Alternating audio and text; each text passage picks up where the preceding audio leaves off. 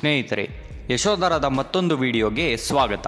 ಸ್ನೇಹಿತರೆ, ಈ ಜಗತ್ತಲ್ಲಿ ಸಾಮ್ರಾಜ್ಯವನ್ನು ನಿರ್ಮಿಸುವ ನಾಯಕರುಗಳಿದ್ದಾರೆ ಮತ್ತು ನಂತರ ಜೀವನವನ್ನು ಪರಿವರ್ತಿಸುವ ದಾರ್ಶನಿಕರು ಸಹ ಇದ್ದಾರೆ. ಸ್ನೇಹಿತರೆ, ಇಂದು ನಾವು ಅಂತಹ ಒಬ್ಬ ದೊಡ್ಡ ವ್ಯಕ್ತಿಯ ಕಥೆಯನ್ನು ಈ ವಿಡಿಯೋದಲ್ಲಿ ತಿಳಿಸುತ್ತಿದ್ದೇವೆ. ಅವರೇ ದ ಗ್ರೇಟ್ ರತನ್ ಟಾಟಾ. ಸ್ನೇಹಿತರೆ, ಹೋರಾಟಗಳಿಂದ ವಿಜಯದ ಕಡೆ ಇವರ ಪ್ರಯಾಣವು ಪ್ರಪಂಚಾದ್ಯಂತ ಲಕ್ಷಾಂತರ ಜನರನ್ನು ಪ್ರೇರೇಪಿಸಿದೆ ಮತ್ತು ಮುಂದೆಯೂ ಕೂಡ ಪ್ರೇರೇಪಿಸುತ್ತದೆ. ಸ್ನೇಹಿತರೆ, ಟಾಟಾ ಬಿಸ್ನೆಸ್ಗಳು ಅಡುಗೆ ಮನೆಯಲ್ಲಿ ಬಳಸುವ ಉಪ್ಪಿನಿಂದ ಹಿಡಿದು ನಾವು ಓಡಾಡುವ ಕಾರುಗಳು, insurance company, telecommunication, software company, steel industry, power industry, Tata chemicals, tighten, ಈ ರೀತಿ ಬೇರೆ ಬೇರೆ ಸೆಕ್ಟರ್ಗಳಲ್ಲಿ ಅನೇಕ ಬಿಸ್ನೆಸ್ಗಳನ್ನು ಭಾರತದಲ್ಲಿ ಅಷ್ಟೇ ಅಲ್ಲ, ಬದಲಾಗಿ ಟಾಟಾದ ಈ ಬಿಸ್ನೆಸ್ಗಳು ಜಗತ್ತಿನ 106 ದೇಶಗಳಲ್ಲಿ ಆಪರೇಟ್ ಆಗ್ತಿದೆ. ಸ್ನೇಹಿತರೆ, ಹಾಗಾದರೆ ಈ ಟಾಟಾ ಕಂಪ್ನಿ ಹೇಗೆ ಸ್ಟಾರ್ಟ್ ಆಯಿತು? ಯಾರು ಸ್ಟಾರ್ಟ್ ಮಾಡಿದ್ರು? ರತನ್ ಟಾಟಾ ಅವರು ಹೇಗೆ ಟಾಟಾ ಅನ್ನು $1 ಬಿಲಿಯನ್ ಕಂಪ್ನಿಯಾಗಿ ಕನ್ವರ್ಟ್ ಮಾಡಿದ್ರು? ಲಕ್ಷ ಲಕ್ಷ ಕೋಟಿ ಹಣ ಇದ್ರೂ ಸಹ ರತನ್ ಟಾಟಾ ಅವರು ಯಾಕೆ ಟಾಪ್ ಶ್ರೀಮಂತರ ಪಟ್ಟಿಯಲ್ಲಿಲ್ಲ? ಈ ವಿಡಿಯೋದಲ್ಲಿ ಈ ಎಲ್ಲ ಡೀಟೇಲ್ಸನ್ನು ಕಂಪ್ಲೀಟ್ ಆಗಿ ತಿಳ್ಕೊಳ್ಳೋಣ. ಸ್ನೇಹಿತರೆ, ಟಾಟಾ ಕಂಪ್ನಿ 1868ರಲ್ಲಿ ಟ್ರೇಡಿಂಗ್ ಕಂಪನಿಯಾಗಿ ಪ್ರಾರಂಭವಾಯಿತು. ಜಮ್ಶೆಡ್ಜಿ ಟಾಟಾ ಅವರು ಈ ವ್ಯವಹಾರದಲ್ಲಿ 21,000 ರೂಪಾಯಿ ಹೂಡಿಕೆ ಮಾಡಿ ಕಂಪನಿಯನ್ನು ಪ್ರಾರಂಭಿಸಿದರು. ಸ್ನೇಹಿತರೆ, ರತನ್ ಟಾಟಾ ಅವರು 1937 ಡಿಸೆಂಬರ್ 28 ಮುಂಬೈನಲ್ಲಿ ಜನಿಸಿದರು. ಪ್ರತಿಷ್ಠಿತ ಟಾಟಾ ಕುಟುಂಬದಲ್ಲಿ ಜನಿಸಿದರೂ ಸಹ ಇವರ ಆರಂಭಿಕ ಜೀವನ ಪರಿಪೂರ್ಣತೆಯಿಂದ ದೂರವಿತ್ತು. ಸ್ನೇಹಿತರೆ, ರತನ್ 10 ವರ್ಷ ಇದ್ದಾಗಲೇ ಅವರ ಪೋಷಕರು ದೂರ ಆದರು. ರತನ್ ಅವರನ್ನು ಅವರ ಅಜ್ಜಿ ಲೇಡಿ ನವಾಜ್ಬಾಯಿ ಟಾಟಾ ಅವರು ಬೆಳೆಸಿದ್ರು. ಸ್ನೇಹಿತರೆ, ನಂತರ ರತನ್ ಅವರು ಅಮೆರಿಕದ ಕೊರ್ನಲ್ ಯೂನಿವರ್ಸಿಟಿಯಲ್ಲಿ ಆರ್ಕಿಟೆಕ್ಚರನ್ನು ಅಧ್ಯಯನ ಮಾಡಲಿಕ್ಕೆ ಹೋದರು. ಸ್ನೇಹಿತರೆ, ಅಲ್ಲಿ ಅವ್ರಿಗೆ ಭರವಸೆಯ ವೃತ್ತಿ ಜೀವನ ಏನೋ ಕಾದಿತ್ತು. ಆದರೆ 1961ರಲ್ಲಿ GRD ಟಾಟಾ ಅವರ ಚಿಕ್ಕಪ್ಪ ಮತ್ತು ಟಾಟಾ ಗ್ರೂಪ್ಸ್ನ ಪೌರಾಣಿಕ ಅಧ್ಯಕ್ಷರು ರತನ್ ಅವರನ್ನು ಭೇಟಿಯಾದರು. ಯಾಕಂದರೆ GRD ರತನ್ ಅವರ ಸಾಮರ್ಥ್ಯವನ್ನು ನಂಬಿದ್ರು.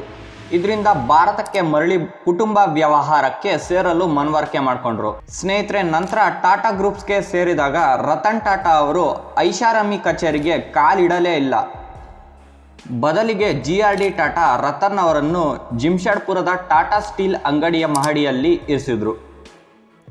ವರ್ಷಗಳ ಕಾಲ ರತನ್ ಕಾರ್ಮಿಕರೊಂದಿಗೆ ಕೆಲಸ ಮಾಡಿದ್ರು. ಸುಣ್ಣದ ಕಲ್ಲು ಮತ್ತು ಕುಲುಮೆಗಳನ್ನು ನಿರ್ವಹಿಸುವ ಕೆಲಸವನ್ನು ರತನ್ ಅವರು ಮಾಡ್ತಿದ್ರು. ಸ್ನೇಹಿತರೆ, ರತನ್ ಕಂಪನಿಯನ್ನು ತಳಮಟ್ಟದಿಂದ ಅರ್ಥ ಮಾಡ್ಕೊಳ್ಬೇಕೆಂದು GRD ಟಾಟಾ ಅವರು ಈ ನಿರ್ಧಾರವನ್ನು ತೆಗೆದುಕೊಂಡಿದ್ರು. ಸ್ನೇಹಿತರೆ, ನಂತರ 1998ರಲ್ಲಿ ಭಾರತದ ಮೊದಲ ಸ್ವದೇಶಿ ಕಾರು ಟಾಟಾ ಇಂಡಿಕಾವನ್ನು ಬಿಡುಗಡೆ ಮಾಡಿದ್ರು. ಇದು ರಾಷ್ಟ್ರಕ್ಕೆ ಹೆಮ್ಮೆಯ ಕ್ಷಣವಾಗಿತ್ತು, ಆದರೆ ಕಂಪನಿಗೆ ದೊಡ್ಡ ಸವಾಲಾಗಿತ್ತು. ಸ್ನೇಹಿತರೆ, ಈ ಕಾರು ಟೀಕೆಗಳನ್ನು ಎದುರಿಸ್ತು. ಕೆಲವು ಜನ ಇಂಜಿನ್ ಪರ್ಫಾರ್ಮೆನ್ಸ್ ಬಗ್ಗೆ ಟೀಕೆ ಮಾಡಿದ್ರು. ಇನ್ನು ಕೆಲವು ಜನ ಕಾರಿನ ವಿಂಡೋ ಪ್ರಾಬ್ಲಮ್ ಇದೆ ಅಂತ ಟೀಕೆ ಮಾಡಿದ್ರು. ಇನ್ನು ಕೆಲವು ಜನ ಕಾರ್ನಲ್ಲಿ ಬಹಳ ವೈಬ್ರೇಷನ್ ಹಾಗೂ ಸೌಂಡ್ ಅಂತ ವ್ಯಕ್ತಪಡಿಸಿದ್ರು. ಇದರಿಂದ ಟಾಟಾ ಮೋಟಾರ್ಸ್ಗೆ ಭಾರಿ ನಷ್ಟ ಆಯಿತು. ಈ ಬಿಕ್ಕಟ್ಟಿನ ಸಂದರ್ಭದಲ್ಲಿ ರತನ್ ಕಾರ್ ವಿಭಾಗವನ್ನು ಫೋರ್ಡ್ ಕಂಪನಿಗೆ ಮಾರಾಟ ಮಾಡುವ ಬಗ್ಗೆ ಚರ್ಚಿಸಲು ಡೆಟ್ರಾಯ್ಟ್ಗೆ ಹೋದರು. ಸ್ನೇಹಿತರೆ, ಮೀಟಿಂಗ್ನಲ್ಲಿ ಫೋರ್ಡ್ ಅಧಿಕಾರಿಗಳು ರತನ್ ಅವರಿಗೆ ಬಹಳ ನೋವಾಗುವಂತೆ ಅವಮಾನ ಮಾಡ್ತಾರೆ. ಸ್ನೇಹಿತರೆ, ಇದರಿಂದ ದೃಢ ನಿಶ್ಚಯ ಮಾಡಿ ರತನ್ ಹೊಸ ಸಂಕಲ್ಪದೊಂದಿಗೆ ಭಾರತಕ್ಕೆ ಮರಳಿದ್ರು. ಸ್ನೇಹಿತರೆ, ಮುಂದಿನ ಕೆಲವು ವರ್ಷಗಳಲ್ಲಿ ರತನ್ ಅವರು ಟಾಟಾ ಮೋಟಾರ್ಸನ್ನು ತಿರುಗಿಸಿದ್ರು. 2008ರಲ್ಲಿ ಆರ್ಥಿಕ ಬಿಕ್ಕಟ್ಟಿನ ಸಂದರ್ಭದಲ್ಲಿ ಫೋರ್ಡ್ ಕಂಪನಿ ಹೆಣಗಾಡುತ್ತಿತ್ತು. ಆಗ ಜಾಗ್ವಾರ್ ಮತ್ತು ಲ್ಯಾಂಡ್ ರೋವರ್ ಅನ್ನು ಮಾರಾಟ ಮಾಡಲು ಫೋರ್ಡ್ ಕಂಪನಿ ಟಾಟಾ ಅನ್ನು ಸಂಪರ್ಕಿಸಿತು. ಈಗ ರತನ್ ಅವರಿಗೆ ಸೇಡು ತೀರಿಸಿಕೊಳ್ಳುವ ಟೈಮ್ ಬಂತು. ರತನ್ ಟಾಟಾ ಅವರು 2 ಬ್ರ್ಯಾಂಡ್ಗಳನ್ನು ಪರ್ಚೇಸ್ ಮಾಡುವ ಮೂಲಕ ಒಳ್ಳೆಯ ರೀತಿಯಲ್ಲಿ ಸೇಡನ್ನು ತೀರಿಸಿಕೊಂಡ್ರು. ನಂತರ 2 ಬ್ರ್ಯಾಂಡ್ಗಳನ್ನು ಜಾಗತಿಕ ಯಶಸ್ಸಿಗೆ ಪರಿವರ್ತಿಸಿದ್ರು. ಸ್ನೇಹಿತರೆ, ರತನ್ ದೃಷ್ಟಿ ಕೇವಲ ದೊಡ್ಡ ಉದ್ಯಮಗಳನ್ನು ರಚಿಸುವುದಷ್ಟೇ ಅಲ್ಲ, ಬದಲಾಗಿ ಸಾಮಾಜಿಕ ಅಗತ್ಯಗಳನ್ನು ಪರಿಹರಿಸುವುದಾಗಿತ್ತು. ಸ್ನೇಹಿತರೆ, ಇದಕ್ಕೆ ಉದಾಹರಣೆ ಕೊಡೋದಾದ್ರೆ, ಫ್ಯಾಮಿಲಿಯ 4 ಜನ ಒಂದೇ ಸ್ಕೂಟರ್ನಲ್ಲಿ ಇಕ್ಕಟ್ಟಲ್ಲಿ ಕೂತ್ಕೊಂಡು ಹೋಗ್ತಿದ್ದನ್ನು ರತನ್ ಅವರು ಗಮನಿಸ್ತಾರೆ. ಆಗ ರತನ್ ಅವ್ರಿಗೆ ತಾನು ಏನಾದರೂ ಮಾಡಿ ಕಡಿಮೆ ಬೆಲೆಗೆ ಜನರು ಕೊಳ್ಳುವಂತಹ ಒಂದು ಸುರಕ್ಷಿತವಾದ ಕಾರನ್ನು ತಯಾರಿ ಮಾಡಬೇಕೆಂದು ಯೋಚನೆ ಮಾಡಿದ್ರು. ಈ ಕಾರು ಭಾರತದ ಎಲ್ಲ ಕುಟುಂಬಗಳಿಗೆ ಕೈಗಟ್ಟುವ ರೀತಿ ಇರಬೇಕೆಂದು 2008ರಲ್ಲಿ ಟಾಟಾ ನ್ಯಾನೋ ಕಾರನ್ನು ಜಸ್ಟ್ 1 ಲಕ್ಷ ರೂಪಾಯಿಗೆ ಲಾಂಚ್ ಮಾಡಿದ್ರು. ಇದು ಮಾರುಕಟ್ಟೆಯಲ್ಲಿ ಸವಾಲುಗಳನ್ನು ಎದುರಿಸಿದ್ರೂ ಸಹ ರತನ್ ಅವರ ನವೀನ ಚಿಂತನೆ ಮತ್ತು ಸಾಮಾನ್ಯ ಜನರ ಜೀವನದಲ್ಲಿ ಬದಲಾವಣೆಯನ್ನು ರೂಪಿಸಿತು. ಸ್ನೇಹಿತರೆ, ರತನ್ ಟಾಟಾ ಅವರ ನಾಯಕತ್ವದಲ್ಲಿ ಟೆಟ್ಲಿ ಟಿ, ಕೋರಸ್ ಸ್ಟೀಲ್ ಮತ್ತು ಜಾಗ್ವಾರ್ ಲ್ಯಾಂಡ್ ರೋವರ್ ನಂತಹ ಕೊಂಡುಕೊಂಡ ಬಿಸ್ನೆಸ್ಗಳು ಎತ್ತರ ಮಟ್ಟಕ್ಕೆ ರೀಚ್ ಆಯಿತು. ಆದರೆ ರತನ್ ಅವರ ದೃಷ್ಟಿ ಲಾಭ ಮಾಡಲಿಕ್ಕೆ ಸೀಮಿತವಾಗಿರಲಿಲ್ಲ. ಬದಲಾಗಿ ಭಾರತೀಯರ ಜೀವನದ ಗುಣಮಟ್ಟವನ್ನು ಸುಧಾರಿಸಲು ರತನ್ ಅವರು ಬಯಸಿದ್ರು.